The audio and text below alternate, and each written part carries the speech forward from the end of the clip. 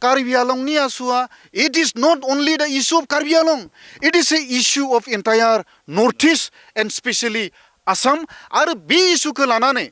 फिसा फिसा ट्राइबेल काउन्सिलफोरा जोङो गिनांगोन आरो संखिखांनांगोन जोंनि बड'लेण्डनि खोथाखौथ' जों रायलायनांगोन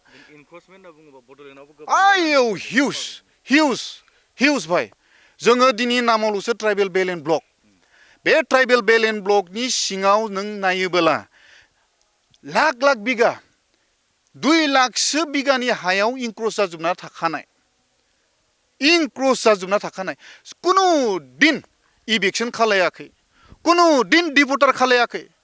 दिनै जोङो बेखौनोथ' जों सिन्था खालायदो भारत सरकाराबो दिनै आसाम सरकाराबो दिनैहाय गुबुन गुबुन जायगायावल' इभिक्सन खालायगासिनो नन ट्राइबेल जायगाफोराव बिथांमोना इभिक्सन खालायगासिनो ओमफ्राय बिथांमोना बुङो जितिया ट्राइबेल काउन्सिलनि सिङाव इभिक्सननि खोथा बुङोबोला बिथांमोना बुङो जे ट्राइबेल बेल एन्ड ब्लकनि सिङाव थानाय इभिक्सननि मेटारालायनो जोंनि स्टेट सरकारनि नङा